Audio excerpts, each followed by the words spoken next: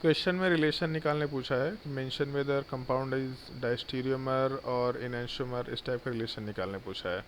Diastereomer है, इनैंशोमर है, या फिर डिफरेंट कंपाउंड है, स्ट्रक्चरल आइसोमर है। बेसिकली आइसोमरिक रिलेशन निकालने बोला है ऐसा क्वेश्चन वाले पार्ट में।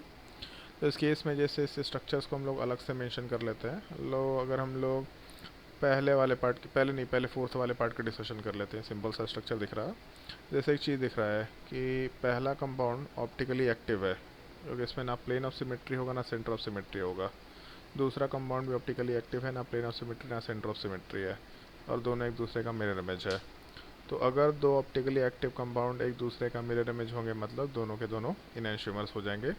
तो 1 और 2 आर इनैंशियोमर्स लिख सकते हैं हम लोग आराम से। और दूसरे वाले के पार्ट के बाद तीसरे को अगर कंसिडर कर रहे हैं, तो इस केस में दोनों इथाइल और मिथाइल ग्रुप प्लेन में सेम साइड है। तो ऐसा दिख रहा है कि यहाँ पे जो, मान लेते हैं कि अगर इसमें इथाइल की जगह पे मिथाइल ही होता, तो अपना ट्रांस स्ट्रक्चर होता, दूसरा भी ट्रांस स्ट्रक्चर होता। लेकिन अगर यहाँ पे इथाइल की जगह मिथाइल होता तो सिस स्ट्रक्चर होता।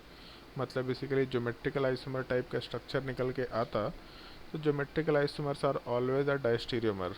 तो अगर मान लो इधर दोनों ग्रुप्स अपोजिट हैं, जबकि यहाँ दोनों ग्रुप सेम हैं, तो ना मिरर इमेज हो सकते हैं ना सुपर इम्पोजिबल हो सकते हैं। तो डेफिनेटली हम लोग का डायस्टीरियोमर ही निकल के आएगा। हम लोग रिलेट कर सकते हैं ज्योमेट्रिकल आइसोमर के जैसा। पहले वाले पार्ट की अगर बात करें, तो पहले वाले केस में ऐसा स्ट्रक्चर दे रखा। पहले वाले में दोनों ब्रोमीन सेम साइड, तो मान लेते दोनों ब्रोमीन सॉलिड की तरफ है। दूसरे वाले केस में एक ब्रोमीन सॉलिड पे अगर है, तो दूसरा ब्रोमीन वाला पार्ट डैस्ट पे जाता दिख रहा।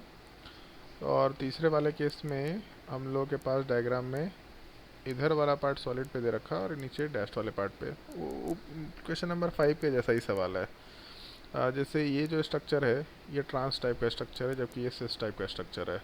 तो सिस ट्रांस और लास्ट वाला भी ट्रांस, सिस ट्रांस ट्रांस। तो सिस और trans are always geometrical isomer. इसका मतलब आराम से हम लोग यहाँ पे मेंशन कर सकते हैं कि हम लोग का पहला और दूसरा जो स्ट्रक्चर है वो डायस्टीरियोमर के जैसा है। फिर उसमें 2 और 3 का रिलेशन पूछा है। तो जब 2 और 3 को कंसिडर करेंगे, तो दिख रहा है यहाँ पे मिरर इमेज वाला पार्ट है। अगर मिरर इमेज वाला पार्ट है और नॉन सुपर इम्पोजिबल होगा, क्योंकि हम लोग ऐसा कंसिडर कर सकते हैं कि पहला कंपाउंड में ना प्लेन ऑफ सिमेट्री है ना सेंटर ऑफ सिमेट्री है, कंपाउंड ऑप्टिकली एक्टिव है, दूसरा भी ऑप्टिकली एक्टिव है। तो अगर ऑप्टिकली एक्टिव कंपाउंड है और मिरर इमेज है, इसका मतलब आराम से इनैंशियोमर वर्ड यूज़ कर सकते हैं। तो इस केस में भी वर्ड इनैंशियोमर कंसिडर करते हुए काम कर सकते हैं।